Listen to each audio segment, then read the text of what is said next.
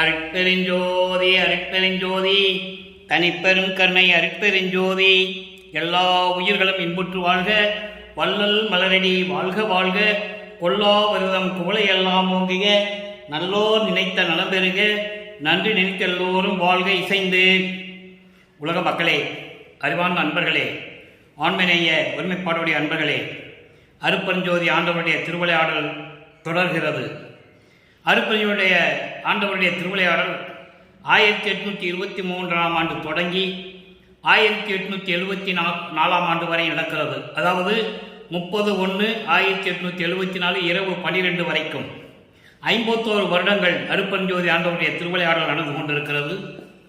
அருட்பெருஞ்சோதியுடைய திருவிளையாடல் நடப்பதற்கு காரணம், திருவிளையாடலை தொடங்குவதற்கு காரணம், இந்த பிரபஞ்சம் தோன்றிய காலத்திலிருந்தே 4 யுகங்களிலும் சமயங்களும் மதங்களும் மார்க்கங்களும் உருவாகிவிட்டன. சைவ சமயம், வைஷ்ணவ சமயம், கௌபாரம், காணாபத்தியம், சௌரம், சாகதம், இப்படி சமயங்களும் மதங்களும், கிறிஸ்துவ மதம், இஸ்லாமிய மதம், புத்த மதம், பௌன மதம், சமண மதம், இப்படி பல மதங்களும் உருவாகிவிட்டன, மார்க்கங்களும் உருவாகிவிட்டன. கிரேத யுகத்திலே கலக மார்க்கம், அதுக்கப்புறம் துவார யுகத்திலே நவநீத மார்க்கம், திரேத யுகத்திலே திராவக மார்க்கம், கலியுகத்திலே பஸ்ம மார்க்கம், அதன் பிறகு தசா மார்க்கம், சர்புத்திர மார்க்கம், சக மார்க்கம், சமய மார்க்கம், இப்படி மார்க்கங்களும் உருவாகிவிட்டன. நம் சமயங்களையும் மதங்களையும் மார்க்கங்களையும் உருவாக்கியவர்கள் அவர்களுடைய கருத்துக்கு ஏற்றபடி உருவங்களை அமைத்து, அதற்கேற்றபடி ஆலயங்களை அமைத்து, அதற்கேற்றபடி வழிபாட்டு முறைகளை அமைத்து மக்களை வழிபட செய்து விட்டார்கள். காலங்கள் மாறும்போது, இந்த சமயங்களும் மதங்களும் மார்க்கங்களும் மாறும்போது உலக மக்களுக்கு ஒரு தனி மார்க்கம் தேவை. அப்படிப்பட்ட ஒரு சுத்த சன்மார்க்கத்தை அருட்பெருஞ்சாண்டவர் உருவாக்கி அதை உலக மக்களுக்கு தெரிவியப்படுத்த வேண்டும். உலக மக்களை சுத்த சன்மார்க்கத்தில் சேர்க்க வேண்டும். உலக மக்களும் இன்பமாக வாழ வேண்டும் என்பதற்காகவே தன் மகனை ஒரு தாயின் வழியாக இந்த மண்ணிலைக்கு வருவிக்க செய்தார் அருட்பெருஞ்சோதி ஆண்டவர். ஒவ்வொரு வருடங்களிலும் 51 வருடங்கள் 8 பிரித்து ஒவ்வொரு 8 ஆண்டுகளிலும் தன்னுடைய மகனுக்கு எப்படி திருவிளையாடல் செய்து அருளை கொடுக்கிறார் என்பதை தான் திருவெட்பாவிலே பார்த்து கொண்டிருக்கிறோம். 1ஆம் திருமுறையிலிருந்து 4ஆம் திருமுறை வரைக்கும், அதன் பின் 6ஆம் திருமுறை. இந்த திருமுறைகளிலே இருக்கின்ற திருவெட்பாவில் இருக்கின்ற பாடல்களுடைய விளக்கத்தின் மூலமாக எப்படியெல்லாம் தன் மகனுக்கு அருளை கொடுத்தார், திருவிளையாடல் எப்படி நடந்து கொண்டிருந்தது என்பதை நாம் படிப்படியாக பார்த்து கொண்டிருக்கிறோம். 1ஆம் திருமுறையிலே அந்த வகையிலே நீங்கள் பார்க்கும்போது திருவருள் முறையீடு என்ற பதிகத்திலே நமது பிள்ளை பெருமானவர்கள் எப்படி இறைவனிடம் முறையீடு செய்கிறார். அப்போ அவருடைய நிலை என்னவென்றால், வருவிக்க உற்று 9 ஆண்டுகள் ஆகிவிட்டது. வருவிக்க உற்று, இந்த மண்ணுலைக்கு வருவிக்க உற்று, வல்லப்பெருமானுக்கு வயது இல்லை. அவர் இறைவனாகவே வருவிக்க உற்றவர், ஒவ்வொரு யுகத்திலேயும் இருந்தவர், அவருக்கு வயது கிடையாது. வருவிக்க உற்ற ஆண்டிலிருந்து என்று சொல்ல வேண்டும். அப்போ வருவிக்க உற்ற 8 ஆண்டுகள் வரையிலும் தான் யார் என்ற தெரியாத நிலையில் நமது பிள்ளை பெருமானவர்கள், நமது குழந்தை இறைவன் பிள்ளை பெருமானவர்கள் இருந்து கொண்டிருக்கிறார்கள். அதன் பிறகு 9ஆவது ஆண்டிலே அருட்பெருஞ்சோதி ஆண்டவர் ஆட்கொள்ளுகிறார். ஆட்கொண்ட பிறகு அவருடைய நிலையை மட்டும் உணர்த்துகிறார். நீ என்னால் வருவிக்க உற்றவன் என்ற நிலை மட்டும் அவருக்கு தெரிகிறது. மீதி நிலைகளெல்லாம் மறைப்பு நிலையில் இருக்கிறது. வல்லப்பெருமான் அந்த நிலையை கேவல நிலை என்று சொல்லுவார். கேவல நிலை என்பது மறைப்பு நிலை. அது இறைவனுடைய திருவிளையாடல் நடந்தால் அந்த நிலை ஏற்படும். அப்போ அந்த நிலையில் இருக்கும்போது சமயங்களும் மதங்களும் மார்க்கங்களும் சூழ்ந்திருந்த காலகட்டங்களில் நமது பிள்ளை பெருமானவர்கள் எப்படி இறைவனிடம் முறையீடு செய்கிறார். திருவருள் முறையீடு 1ஆம் பதிகம், திருவருள் 6ஆவது பதிகம், 1ஆவது திருமுறை, திருவருள் முறையீடிலே 11ஆவது பாடல். திருவருள் முறையீடு மொத்தம் 232 பாடல்கள். ஒவ்வொரு பாடலிலும் ஒவ்வொரு விதமாக நமக்கு வல்லப்பெருமானவர்கள் அருகில் இருப்பார்கள். அதை பார்க்க போகிறோம்.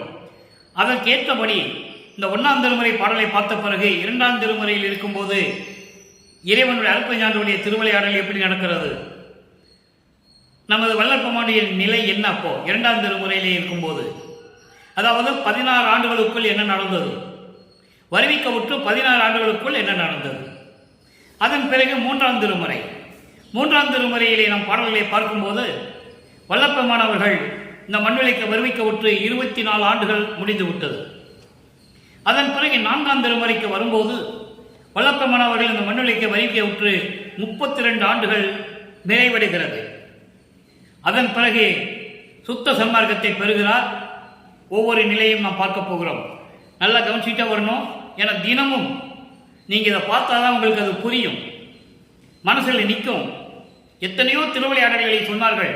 இந்த பிரபஞ்சத்தில் உண்டான திருவிளையாடல்களை சிவபெருமான் என்ன பண்ணாரு, விஷ்ணு என்னென்ன பண்ணாரு, பிரம்மன் என்னென்ன பண்ணாருன்னு சொன்னாங்க. 200 ஆண்டுகளுக்கு முன் நடந்த திருவிளையாடலை திருவட்பாவிலே நமக்கு அருளி இருந்தும் கூட, வல்லப்பமானவர்கள் நமக்கு அருளி இருந்தும் கூட அதை உலக மக்களுக்கு யாரும் தெரியப்படுத்தவில்லை. அதுதான் விஷயம், வேற ஒன்றும் இல்லை. இப்போ திருவிளையாடல் எப்படி நடக்குது பாருங்க.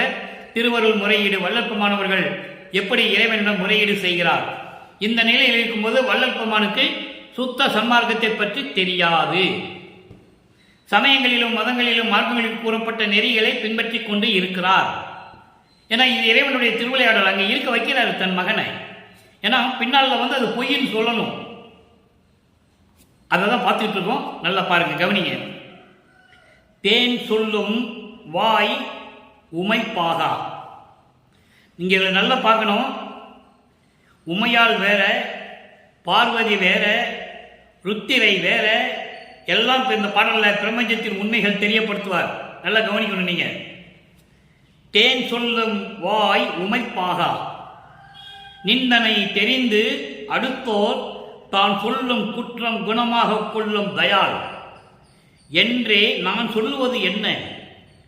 பொன்னான் சொல்லும் வாணி தன் மான் சொல்லும், வான் சொல்லும் எம் மலைமான் சொல்லும், கல்லை கை மலை மான் அவ் சொல்லுமே.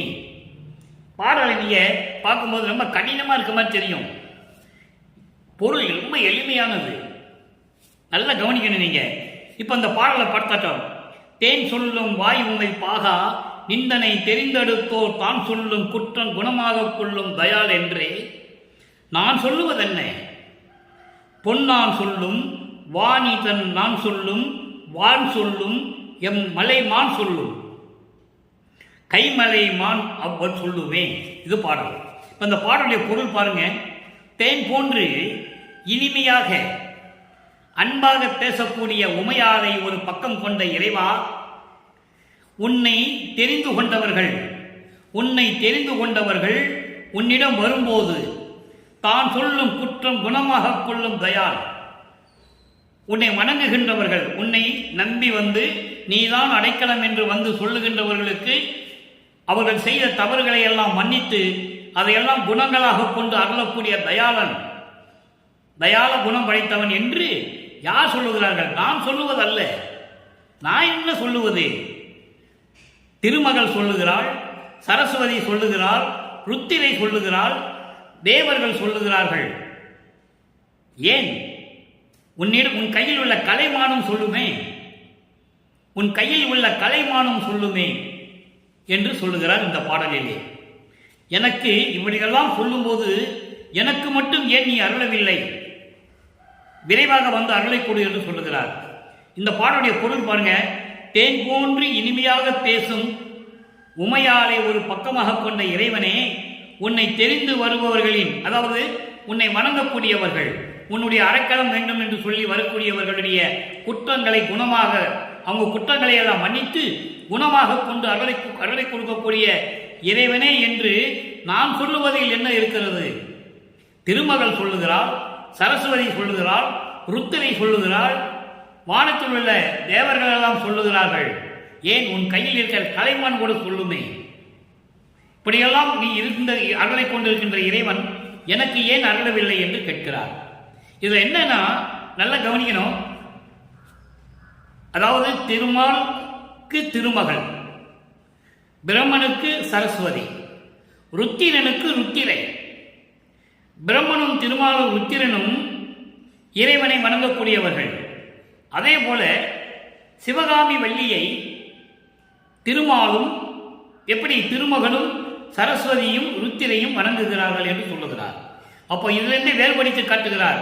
இந்த 3 பத தலைவர்களுக்கு 3 பத தலைவிகள் உண்டு என்பதை, இந்த பிரபஞ்சத்தில் ஏற்பட்ட உண்மைகளை உலக மக்களுக்கு தெரிவிக்கிறார். அப்ப இந்த நிலையில் இருக்கும்போது திருவள்ளுவர் முறையீடு செய்கிறார்.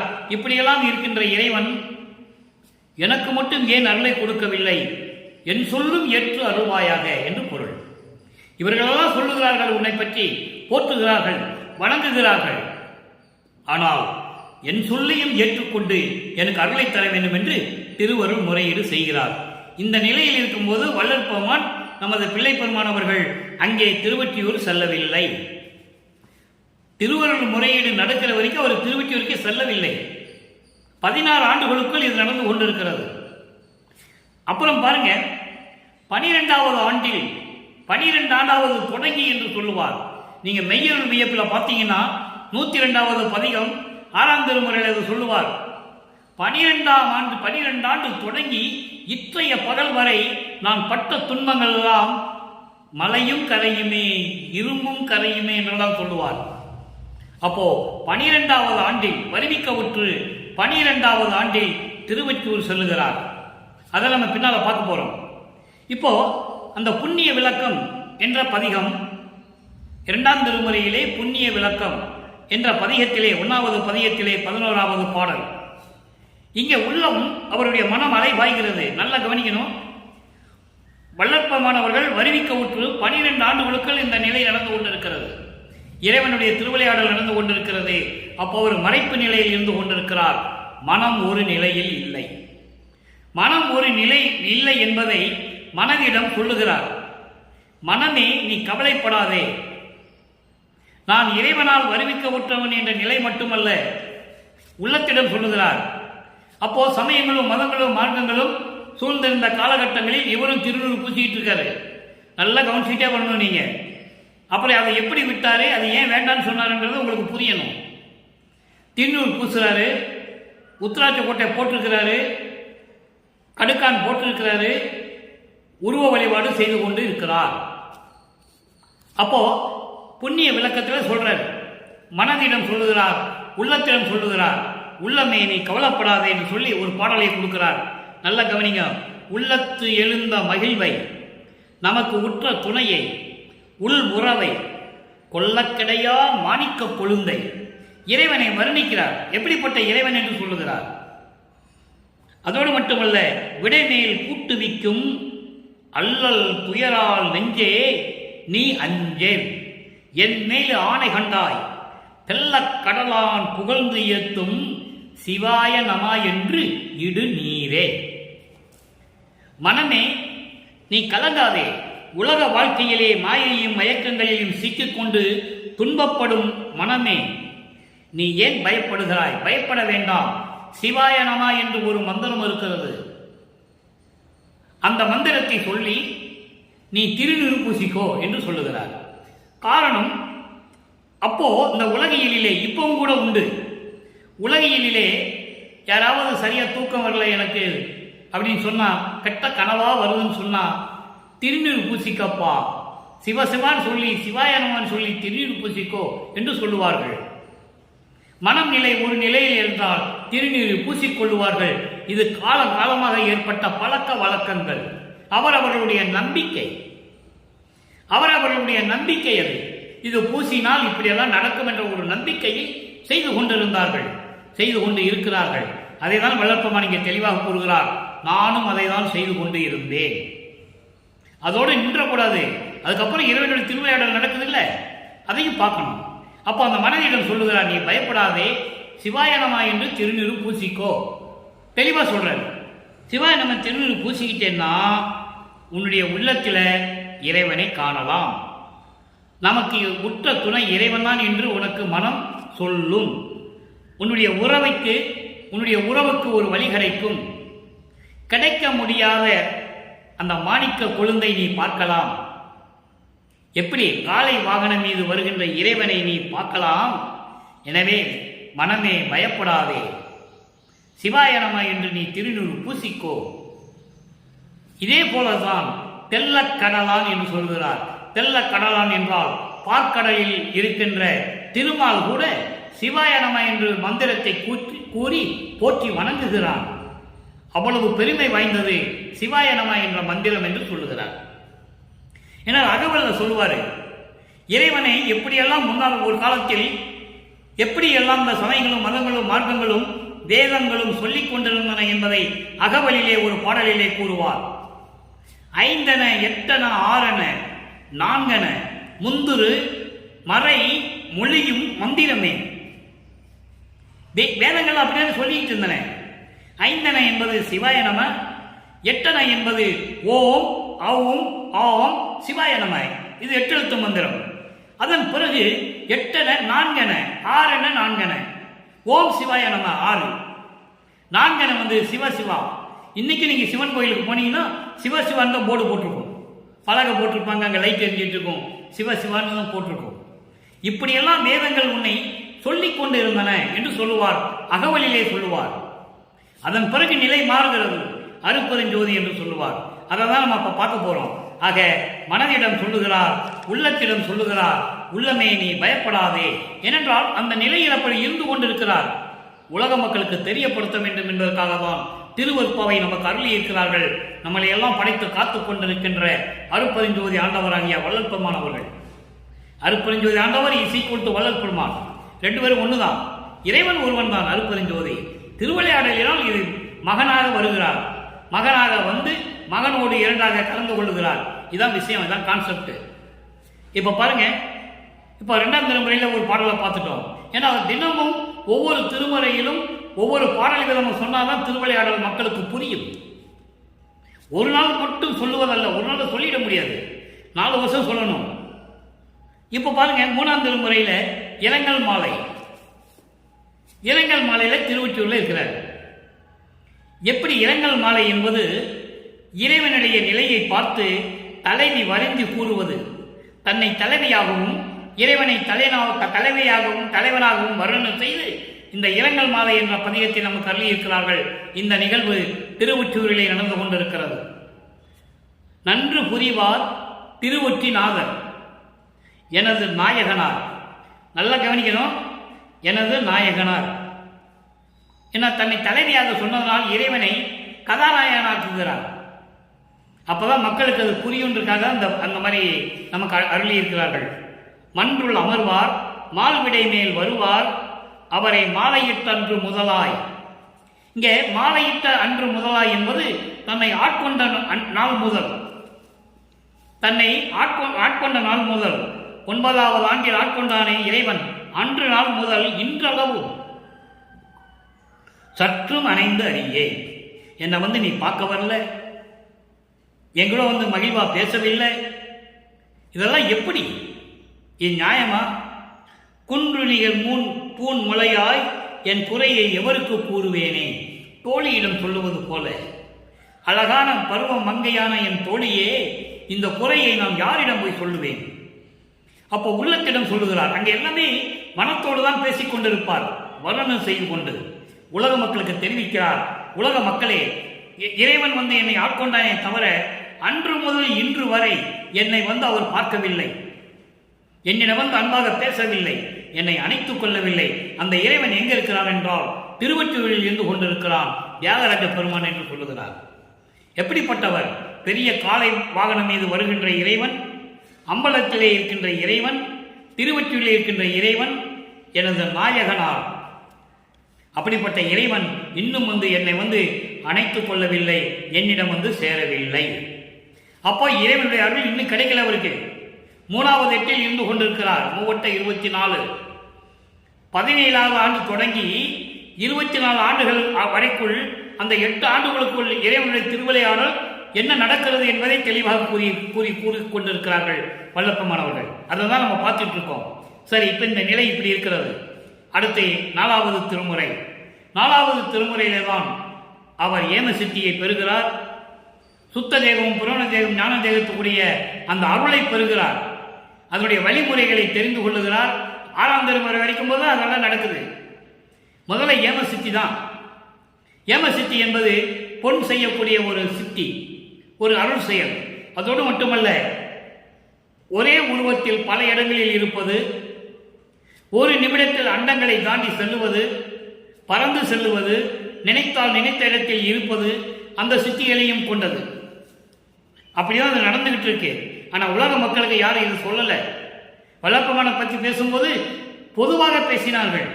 மருவூரில் பிறந்தார் என்றும், அதன் பிறகு சென்னையில் இருந்தார் என்றும், கந்தகோட்டத்தில் இருந்து அழுது கொண்டு புலம்பிக் கொண்டு இருந்தார் என்றும், இப்படியெல்லாம் நிறைய சொன்னாங்க. நம்ம இல்லைன்னு சொல்ல முடியாது. ஆனால் அருட்பாவலில் எழுதிய அருட்பெருஞ்சோதி ஆண்டவருடைய திருவிளையாடலை இதெல்லாம் அவருடைய திருவிளையாடல் என்று யாரும் சொல்லவில்லை. இப்போ 4ஆம் திருமுறைக்கு வரும். அங்க பத்தி மாலை எப்படி ஏம சித்தியை பெற்றுக்கொண்டார் சூட்சமமாக சொல்லுவாரு. முழுமையா சொல்லுவது 6ஆம் திருமுறையில தான் சொல்லுவாரு. அதை நீங்க நல்லா கவனிச்சுக்கணும். இங்கே ஒரு சூட்சமமான ஒரு விளக்கம் கொடுப்பார். அங்கே 6ஆம் திருமுறையிலே விரிவாக விளக்கம் இருக்கும். பத்தி மாலை நடக்கும்போது, இந்த பாடல்கள் நிகழும்போது, இந்த திருவிளையாடல் நிகழும்போது வல்லப்பமானவர்கள் 4வது எட்டில் இருந்து கொண்டிருக்கிறார். 4×8 = 32.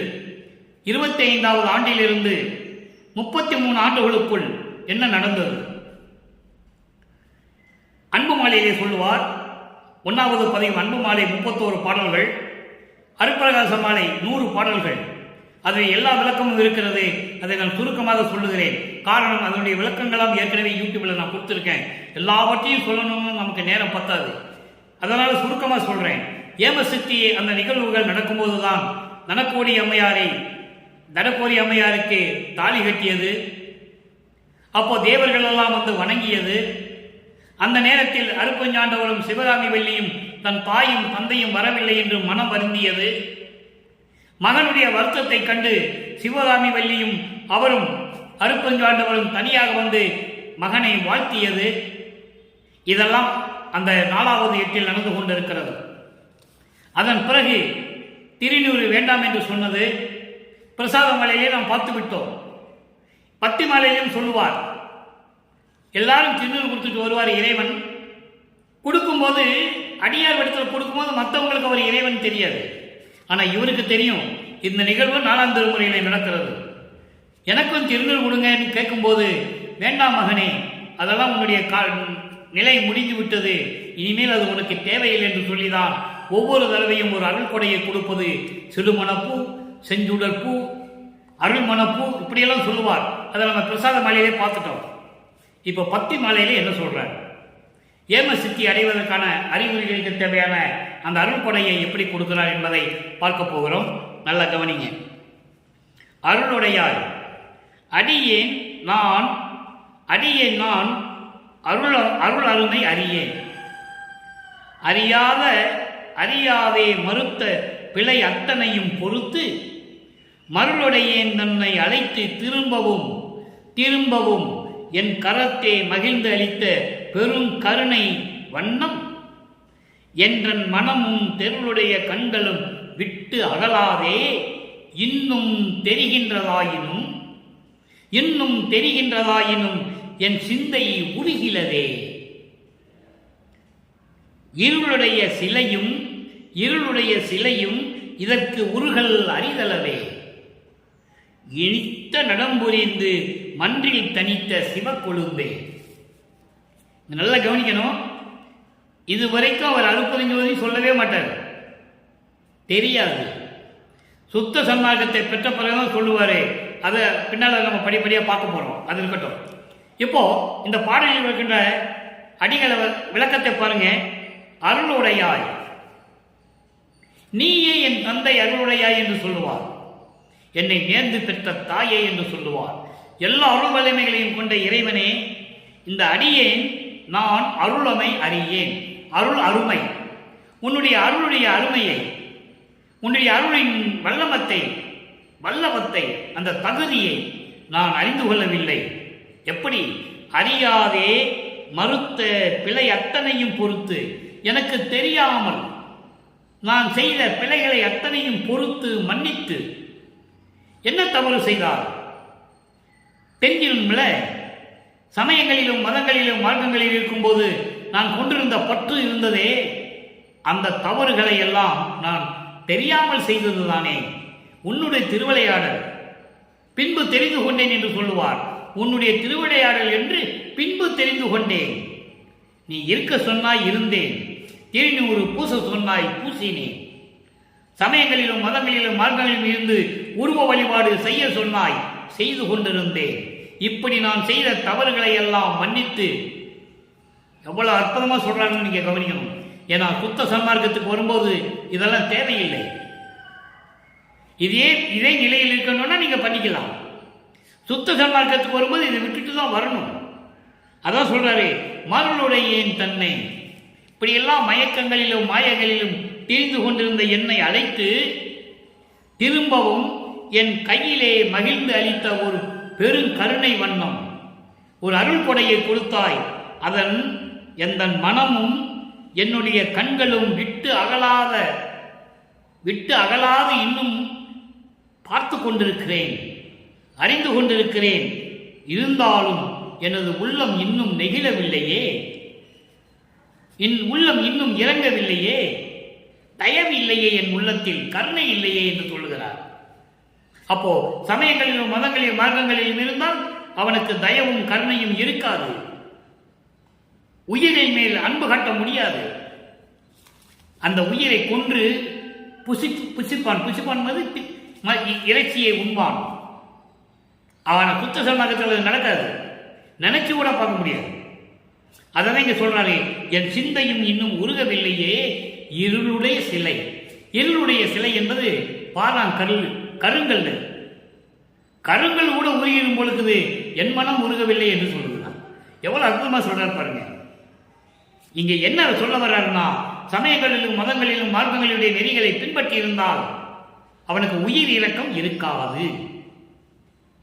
கல்லும் கூட கரைஞ்சிருமா, ஆனா என் உள்ளம் இன்னும் உருகவில்லை என்று சொல்லுகிறார்.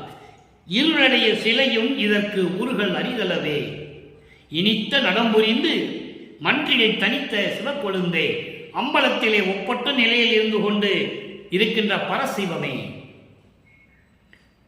சிவக்கொழுந்தே, சிவ நெறியை கொண்ட இறைவனே என்று சொல்லுகிறார். இது 4ஆம் திருமுறை வரைக்கும் நடக்கிறது. சரி, இப்போ 6ஆம் திருமுறைக்கு வரப்போறோம். 5ஆம் திருமுறை என்பது ஏன் 1, 2, 4 சொல்லிட்டு 5 சொல்லாம 6க்கு போறாருன்னு நீங்க நினைக்கலாம். 5ஆம் திருமுறை என்பது தத்துவங்களுடைய தலைவர்களை பற்றி பாடியது. அது பின்னால் அதுக்கு விளக்கம் நம்ம பார்க்க போறோம். தத்துவங்களுடைய விளக்கங்களுடைய தலைவர்களை பற்றி பாடியது. அதை பாடும்போது அங்கே திருச்சிற்றம்பலம் சொல்ல மாட்டார். சிவ சண்முக சிவதேசிகன் அடி என்று சொல்லுவார். அதாவது சிவபெருமானுடைய நெற்றியிலிருந்து உருவாக்கப்பட்டவன் முருகன். இது புராணங்களிலும் உண்டு, வளர்ப்பவன் சொல்றார். இவர்களெல்லாம் சைவ சமயத்தை சேர்ந்தவர்கள். முருகன் சைவ சமயத்தில் இருந்து வந்த முருகன் கௌபார சமயத்தை சேர்ந்தவர். இப்படி நிறைய விளக்கங்கள் இருக்குது. அதெல்லாம் சொல்லணும்னா நமக்கு நேரம் சரியாப்படாது, பொதுப்படையா பேசுவோம். அப்படி சைவ பதத்தலைவர்கள் தத்துவத்துடைய தலைவர்களை சொன்னது காரணம், சிவபெருமானுடைய சண்முகம் என்ற தத்துவத்தை, அதாவது சண்முகம் என்ற வார்த்தையை சிவபெருமானுக்கு உரியது. சண்முகம் என்றால் ஒரு தத்துவம். அந்த தத்துவம் தான் சுப்பிரமணிய தத்துவம். அந்த சுப்பிரமணிய தத்துவத்தை கொண்டவன் தான் முருகன். அதே போல சிவபெருமனுக்கு கணபதி என்ற ஒரு பெயர் உண்டு. காரணம், கணபதி என்ற தத்துவத்தை கொண்டவன். அந்த கணபதி தத்துவத்தினால் உருவானதுதான் காணாபத்தியத்தை சேர்ந்த சமயத்தை சேர்ந்த விநாயகன். அதான் கணபதி தத்துவம் உடையவன். இப்படி தத்துவத்தினுடைய தலைவர்களை உருவாக்கியதனால், அதை பற்றி பாடியதனால் உலக மக்களுக்கு தெரிவித்துக் கொண்டிருக்கிறார். அது வேற விஷயம். ஆனால் அங்கே திருவொற்ப 5ஆம் திருமுறை தத்துவ தலைவர்களை பாடியதனால் அங்கே அருப்பஞ்சாவுடைய திருவிளையாடல் அங்கே நடக்காது. இப்போ 6ஆம் திருமுறைக்கு வரும். 6ஆம் திருமுறையிலே பதிவிலக்கம், அதாவது 6ஆம் திருமுறையிலே 4வது பதிகம் பதிவிலக்கம் 11வது பாடல். இந்த பதிவிலக்கத்தை ஏன் படிப்படியாக கொண்டு வந்திருக்கிறாரே, நல்லா கவனிக்கணும். சமயங்களும் மதங்களும் மாற்றங்களும் இருந்த காலகட்டங்களில் இறைவனுடைய திருவிளையாடல், அருப்பையானுடைய திருவிளையாடல் வந்து கொண்டிருக்கும் போது இறைவனை எப்படி கூப்பிட்டாரு? திருவொற்றியூரில் இருக்கின்ற இறைவன், காலை வாகனம் மீது வருகின்ற இறைவன், உருவப்படுத்தியே சொல்லிட்டு இருப்பாரு. ஏன்னா அது உருவ வழிபாடு, சைவ சமயத்தை சேர்ந்த உருவ வழிபாடுகள். பாம்பை கழுத்தில் சுற்றிக் கொண்ட இறைவன், கங்கையை தலையில் கூடிய இறைவன், பிறை சந்திர கூடிய இறைவன், இப்படியே சொல்லிட்டு இருப்பாரு. காரணம், வேதங்களும் அப்படிதான் சொல்லிக்கொண்டு இருந்தன. சிவாய நமச்சிவாயா, சிவசிவான்னு சொல்லிக்கிட்டு இருந்தது. இப்படி நிலைகள் இருக்கும்போது மாறுகிறது. அருட்பெருஞ்சோதி ஆண்டவருடைய திருவிளையாடல் தொடங்கும் போது அடுத்த நிலைக்கு வருகிறார். 5வது எட்டுக்கு வருகிறார். 5வது எட்டு என்பது ஐயற்றம் 40. 33வது ஆண்டிலிருந்து 41 ஆண்டுகள் வரைக்கும் என்ன நடக்கிறது அந்த 8 ஆண்டுகள், அதை பார்க்க போறோம். இறைவனுடைய திருவிளையாடல் தொடர்கிறது. பதிவிலக்கம் 4வது பதியத்திலே 1வது பாடல், 11வது பாடல். இறைவனை எப்படி சொல்றான்னு பார்க்கணும். வகுத்த உயிர் முதல் பலவாம் பொருள்களுக்கும் வடிவம் பண்ண நல்ல முதல் பயவாம் குணங்களுக்கும், நல்ல பலவாம் குணங்களுக்கும் புகுதல் உரல் முதல் பலவாம் செயல்களுக்கும் தாமே புகழ் கரணம்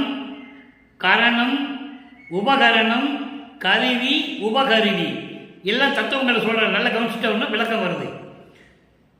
மிகுத்த உரு பதிகரணம் காரணம் பல்காலம் விதித்திடும் மற்றவை முழுவதுமாகி அல்லாவாகி உகப்புறம் ஓர் சுத்த சிவானந்த சபைதனிலே ஓங்குகின்ற தனி கடவுள் ஒருவர் உண்டே.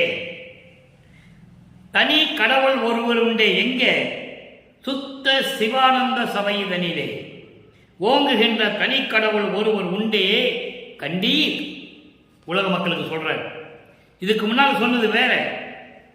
சமயங்களும் மதங்களும் மார்க்கங்களும் சூழ்ந்திருந்த காலகட்டங்களில் இறைவனுடைய திருவிளையாடல் நடந்து கொண்டிருக்கும் போது 25 ஆண்டுகளுக்குள் என்ன நடந்தது சொல்றதுதான் 4 திருமுறைகளும். 6ஆம் திருமுறை என்ன சொல்ற பாருங்க. வகுத்த உயிர் முதல் பலவாம் பொருள்களுக்கும் படைக்கப்பட்ட இந்த பிரபஞ்சத்திற்கு படைக்கப்பட்ட, வகுத்த என்பது படைக்கப்பட்ட உயிரினங்கள் முதல் பலவாம் பல வகையான உயிரினங்களும் பொருள்களுக்கும், சர அசர என்று சொல்லுவார்.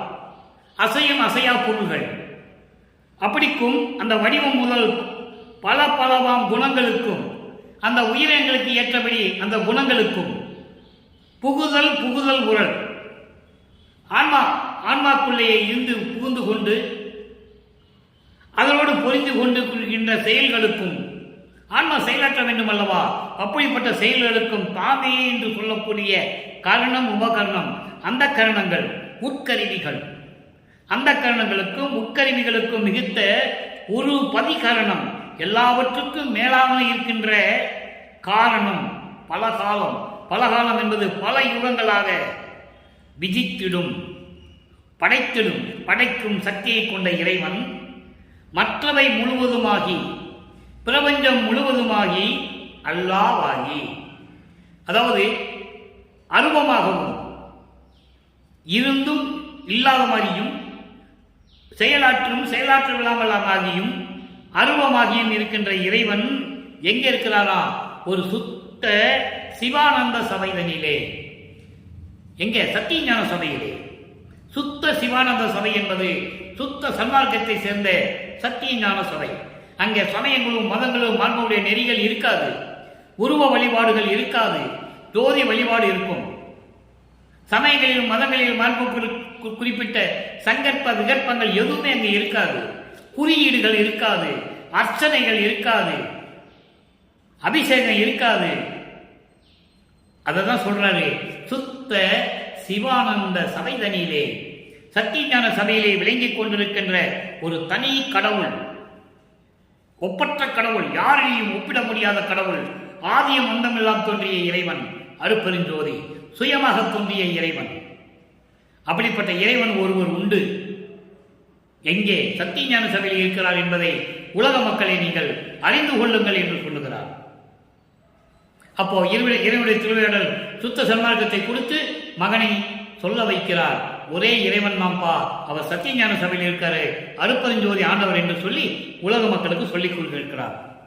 அடுத்து 6ஆம் திருமுறையிலே பதிகம் 9 முறையீடு. 1வது திருமுறையிலே 6ஆம் பதிகத்திலே திருவருள் முறையீடு. அங்கே இறைவனிடம் எப்படி சொன்னாலும் இப்ப நம்ம பார்த்தோம். திருவொற்றில் இருக்கின்ற இறைவன், எல்லா நன்மைகளை செய்யக்கூடிய இறைவன், உமையாலே ஒரு பக்கமாக கொண்ட இறைவன், அப்படியெல்லாம் சொல்லுவார். உன்னுடைய பெருமையை திருமகளும் சரஸ்வதியும் ருத்திரையும் போற்றிக் கொண்டிருக்கிறார்கள், என் சொல்லையும் ஏற்று நீ அருள வேண்டும் என்றெல்லாம் அங்கே சொல்லுவார். சுத்த சன்மார்க்கத்தை பெற்ற பிறகு இறைவனிடம் எப்படி முறையீடு செய்கிறார்?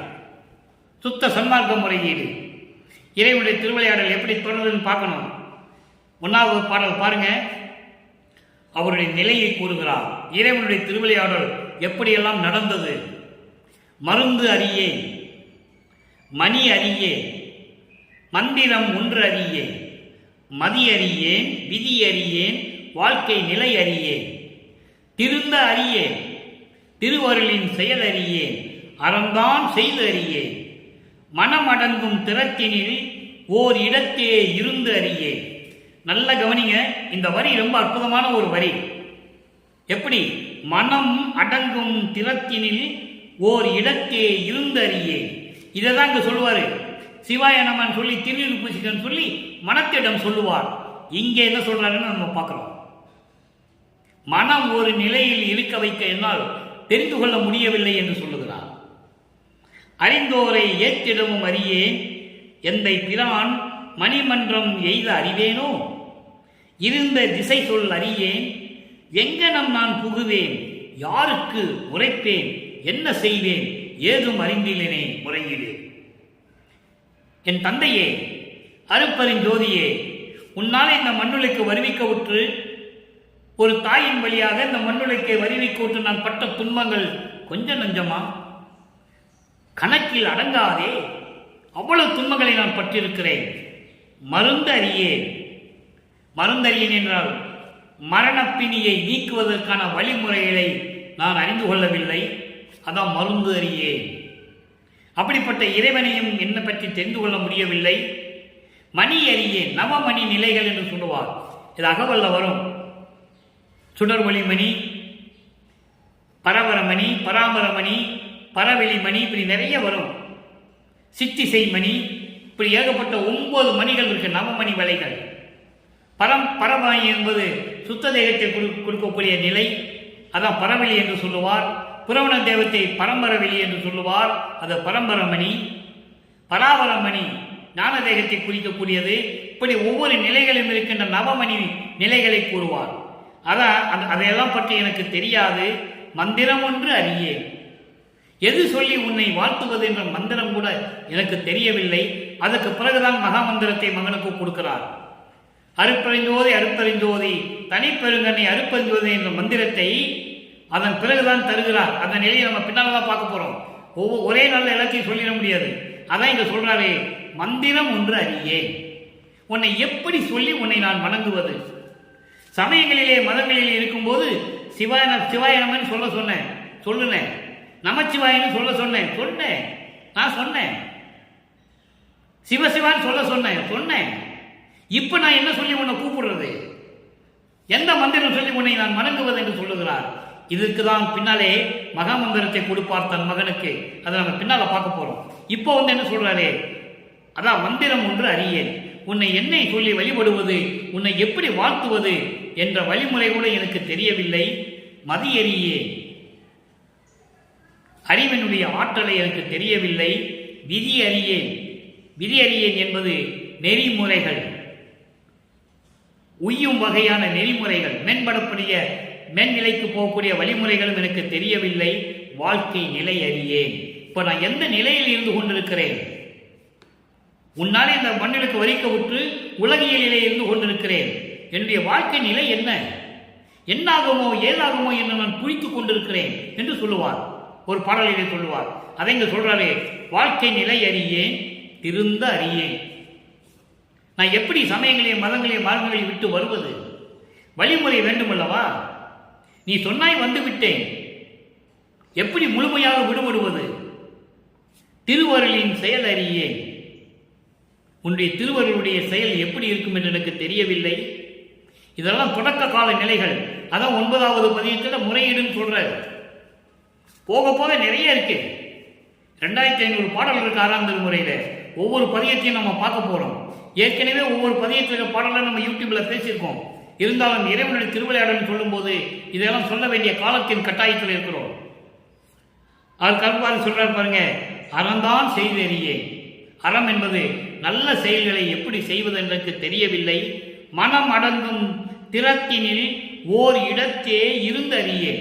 மனதை அடக்க வேண்டும், மனதை ஒருநிலைப்படுத்த வேண்டும், ஒரு இடத்தில் இருக்க வைக்க வேண்டும்.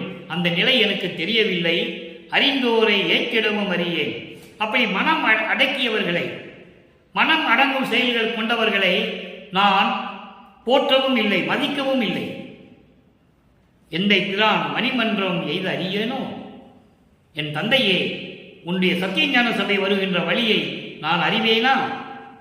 எப்படி நான் வந்து அடைவது என்ற நிலை எனக்கு தெரியவில்லையே என்று முறையீடு செய்கிறார். அதுக்கப்புறம் இருந்த திசை சொல் அறியேன். நான் எந்த திசையில் இருக்கிறேன்னு சொல்லி சொல்றாரு. ஆனா இது சுத்த சன்மார்க்க விளக்கம் என்னன்னா, நான் எந்த நிலையில் இருக்கிறேன் என்று எனக்கு தெரியவில்லை. அதாவது திக்கு தெரியாத காட்டில் இருந்தது போல் என்று சொல்லுவார். எந்த திசையில் இருக்கிறேன், எந்த நிலையில் இருக்கிறேன் என்று கூட எனக்கு தெரியவில்லை. சொல்லிட்டு சொல்றாரு, எங்கனம் நான் புகுவேன், நான் எங்க போவேன், எந்த இடத்துக்கு போவேன், யார்கிட்ட போவேன், நான் யார்கிட்ட போய் சொல்லுவேன்னு கேட்கிறேன். அடுத்து திருவருள் விளைதல், பதியம் 13 திருவருள் விளைதல். நல்லா கவனிங்க, நேரம் கடந்துட்டு இருக்கு, கொஞ்சம் விரைவாக சொல்லணும். தாயும் என் ஒருமை தந்தையும் ஞான சபையினிலே தனி நடம் புரியும் தூயனின் பாத துணை என பிடித்தேன். எப்படி வேண்டுகிறார், எப்படி சொல்றார் பாருங்க. திருவருள் வேண்டுதல் விளைதல். தாயும், என்னுடைய தாயும், என்னுடைய ஒருமை தந்தையும். ஒருமை தந்தை என்பதால் என்னுள் கலந்து கொண்ட இறைவன் நீ. அப்படிப்பட்ட தந்தையையும் ஞான சபையிலே அருளடனம் செய்து கொண்டிருக்கின்ற புனிதமான உன் திருவடியை நான் பிடித்தேன், பிடித்து விட்டேன். உன் திருவடிதான் துணை என்று நான் நினைத்துக் கொண்டு நான் அதை இறுகி பிடித்துக் கொண்டேன் என்று சொல்லுவார். இனிமேல் நான் விடமாட்டேன்னு கூட சொல்லுவார் ஒரு பாட்டில்.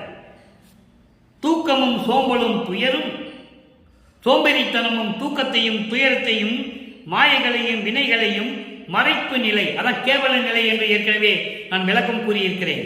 அப்படிப்பட்ட மறைப்பு நிலையையும் ஆணவமும் வளைத்து என்னை பிடித்திடல் அழகோ வழக்கோ. இதெல்லாம் என்னை கொண்டு வந்து பிடிக்க சொல்லுவது உன்னுடைய அழகு, உன்னுடைய திருவருளுக்கு அழகா, இது முறையா என்று கேட்கிறார். உன்னால இந்த மண்டலைக்கு வரை ஊட்டி இவ்வளவு துன்பங்கள் பட்டது போதாதா, இன்னும் இது நடக்கணுமான்னு கேட்கிறார். வளைத்து என்னை பிடித்திடல் வழக்கோ. ஆகினேன் இனி ஓர் கணமும் தரிப்பு அறியேன். நீ ஒரு நிமிஷம் கூட, ஒரு நிமிடம் கூட, சிறிதளவு கூட நான் என்னால் சகித்துக் கொள்ள முடியாது. நல் அருள் ஜோதியை தந்தருளே, அருட்பெருஞ்சோதியை கொடுத்து எனக்கு அருள் புரிவாயாக என்று திருவருள் விளைகிறார். அடுத்து இறுதியாக பாருங்க, எப்படியெல்லாம் திருவிளையாடல் நடக்குது. எப்படி பார்த்தோம், 1ஆம் திருமுறையிலிருந்து பார்த்துட்டு வரோம். ஒவ்வொரு பாடலா, 1ஆம் திருமுறையில் ஒரு பாடல், 2ஆம் திருமுறையில் ஒரு பாடல், 3ஆம் திருமுறை, 4ஆம் திருமுறை, ஒவ்வொரு பாடலா பார்த்துட்டு இருக்கோம். எதுக்குன்னா இறைவனுடைய திருவிளையாடல் படிப்படியாக எப்படி நடக்குது, தன் மகனை எப்படி கொண்டு வருகிறார், உலக மக்களுக்கு தெரியப்படுத்த வேண்டும். திருவற்பாவில் கண்ட உண்மை அது திருவற்பாவில் இருக்கிறது. இது கதையோ கற்பனையோ அல்ல. புராணங்களிலும் காவியங்களிலும் தொல்காப்பியங்களிலும் வரக்கூடிய கதை அல்ல இது. ஏற்கனவே அருட்பெருஞ்சாருடைய திருவிளையாடல் எப்படி நடந்தது என்பதை அவருடைய மகன் வளர்ப்பமானவர்கள் இந்த உலகுக்கு தெரிவித்திருக்கிறார்கள். அதை பற்றி நாம் பேசிக் கொண்டிருக்கிறோம். இப்ப இறுதியாக ஒரே ஒரு விளக்கம். ஞான மருந்து 117வது பதிகம் 6ஆம் திருமுறை. என்ன நடந்தது இறுதியாக சொல்லுவது, அருட்பெருஞ்சோதி மருந்து, அருட்பெருஞ்சோதி தான் கடவுள். இறுதியாக சொல்லுகிறார், அருட்பெருஞ்சோதி தான் மருந்து, மருந்து என்பது கடவுள், அருட்பெருஞ்சோதி என்னும் கடவுள் என்னை ஐந்தொழில் செய்ததற்கு அளித்த மருந்து. எப்படி அற்புதமா சொல்றான்னு பார்க்கணும். ஐந்தொழிலை நடத்துவதற்காக படைத்தல், காத்தல், அழித்தல், மறைத்தல், அருளல், 5 தொழில்களை படைப்பதற்காகவே என்னை இந்த உலகிற்கு வருவிக்க செய்தவன். எவ்வளவு அற்புதமா முடிவா சொல்றாருன்னு நீங்க புரிஞ்சுக்கணும்.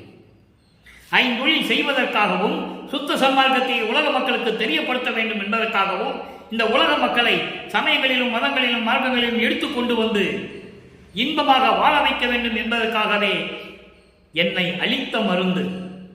அளித்த மருந்து என்பது இந்த மண்ணுலக்கு ஒரு தாயின் வழியாக வருவிக்க செய்த கடவுள் அருட்பெருஞ்சோதி. அப்படி அதுக்கடுத்து சொல்றாரு பாருங்க, பொருள் பெரும் போக மருந்து, பேரின்பமாக அருள் செல்வத்துடன் விளங்கிக் கொண்டிருக்கின்ற மருந்து என்பது அருட்பெருஞ்சோதி ஆண்டவர். அப்படிப்பட்ட இறைவன் என்னை புறத்தும் அகத்தும் புணர்ந்த மருந்து, எனது உள்ளத்திலும் வெளியிலும், அதாவது வெளியில் என்பது 3 தேகங்களை சொல்லுவார். சூழ தேகம், சூக்கும தேகம், காரண தேகம். இந்த 3 நிலைகளிலும் வெளிப்புறத்திலும் என் உள்ளத்திலும் கலந்து கொண்டு இரண்டர கலந்து கொண்ட இறைவன், அப்படிப்பட்ட இறைவன் அருட்பெருஞ்சோதி ஆண்டவர் என்று சொல்லுகிறார். ஆக இறைவனுடைய திருவிளையாடல் எப்படி நடந்து கொண்டிருக்கிறது? முடிவான நிலை அது கடைசியில் தான் வரும். இப்போ இறைவனுடைய திருவிளையாடல் நடந்து கொண்டிருப்பதை ஒவ்வொரு பகுதி வாரியாக ஒவ்வொரு 8 ஆண்டுகளிலும், இந்த 51 ஆண்டுகளில் ஒவ்வொரு 8 ஆண்டுகளிலும் அருட்பெருஞ்சாண்டவரின் திருவிளையாடல் எப்படி நடந்து கொண்டிருக்கிறது என்பதை நாம் ஒவ்வொரு பதிகமாக, ஒவ்வொரு திருமுறையிலிருந்து ஒவ்வொரு பாடல் மூலமாக பார்த்து கொண்டிருக்கிறோம். எனவே அருட்பெருஞ்சோதி ஆண்டவருடைய திருவிளையாடல் இன்னும் தொடர்கிறது.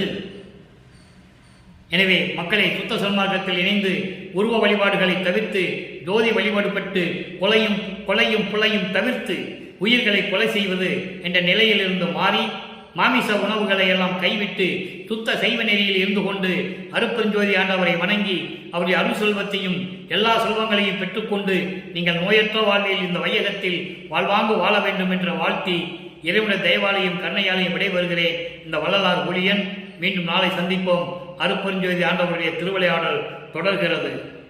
அருட்பெருஞ்சோதி அருட்பெருஞ்சோதி, தனிப்பெரும் கருணை அருட்பெருஞ்சோதி.